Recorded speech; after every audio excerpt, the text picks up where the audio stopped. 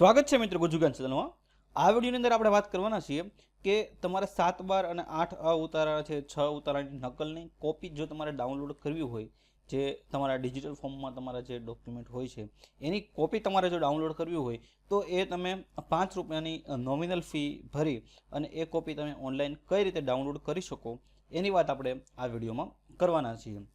તો સૌપ્રથમ એની માટે તમારે જે ગવર્મેન્ટની ઓફિશિયલ વેબસાઇટ છે એની આરઓઆર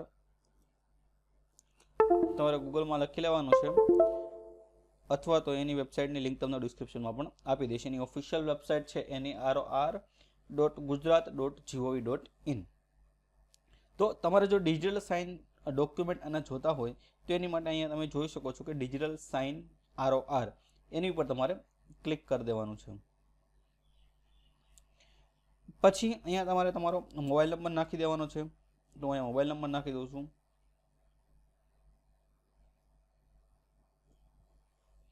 પછી આ કેપ્ચા કોડ નાખી દેવાના છે,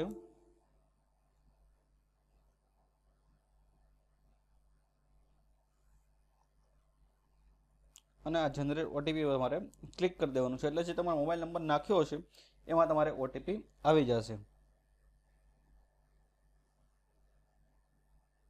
તો મારે અહીંયા ઓટીપી આવી ગયો છે, હું અહીંયા ઓટીપી નાખી દઉં છું।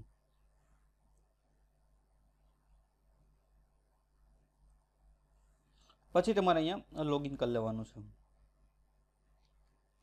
પછી તમે લોગિન કરશો એટલે તમારે શું ડાઉનલોડ કરવું છે એનો તમને ઓપ્શન પૂછશે।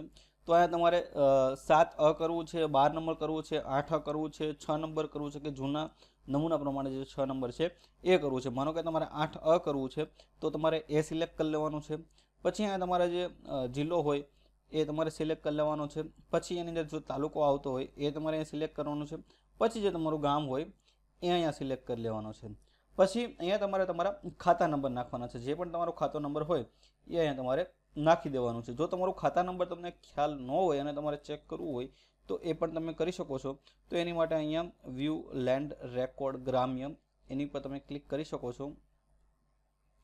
પછી અહીંયા તમારે શું જોવું છે, 8 અ જોવું છે, 7 જોવું છે, 6 નંબર જોવું છે, તો અહીંયા તમે એ સિલેક્ટ કરી શકો છો।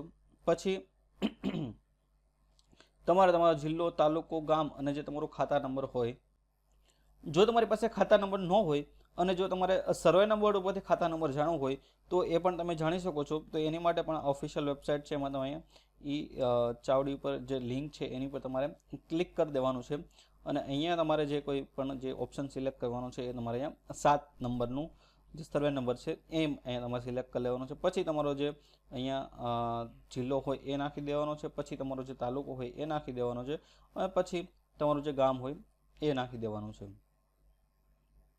તો હું અહીંયા એ નાખી દઉં છું। પછી અહીંયા આવશે તમારો સર્વે નંબર, જે તમારો સર્વે નંબર છે એ અહીંયા નાખી દેવાનો છે, કેમ કે સર્વે નંબર ઉપરથી તમે ખાતા નંબર જાણી શકો છો। તો તમને સર્વે નંબર જો ખાલી ખ્યાલ હોય, જો તમને ડાઉટ હોય કે આ સર્વે નંબરની ઉપર કેટલા નામ છે, કેટલા વારસદાર છે, એ પણ ડેટા તમે જોઈ શકો છો। અહીંયા ગેટ રેકોર્ડ ડિટેલ્સ ઉપર ક્લિક કરશો એટલે એ ખાતા નંબર પર જે તમારો સર્વે નંબર છે એ તમને મળી જશે। કેટલા એના જમીન છે, કેટલા વારસદાર છે એની માહિતી પણ તમને એમાં મળી શકે છે। ઠીક છે, તો અહીંયા તમારે તમારો ખાતા નંબર નાખી દેવાનો છે। પછી અહીંયા ખાતા નંબર નાખી અને તમારે એડ વિલેજ ફોર્મ એની ઉપર ક્લિક કરી દેવાનું છે। આ ખાતા નંબર ઉપર કોઈ રેકોર્ડ નથી તો હું અહીંયા કોઈ પણ બીજો નાખી દઉં છું। પછી તમે એજ વિલેજ ફોર્મ એની ઉપર ક્લિક કરશો એટલે તમે જે 5 રૂપિયાનું પેમેન્ટ આવશે એ તમારે અહીંયા ડાઉનલોડ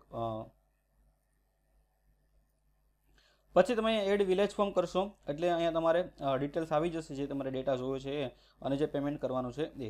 તો તમારે પ્રોસીડ ફોર પેમેન્ટ એની પર તમારે ક્લિક કરી દેવાનું છે।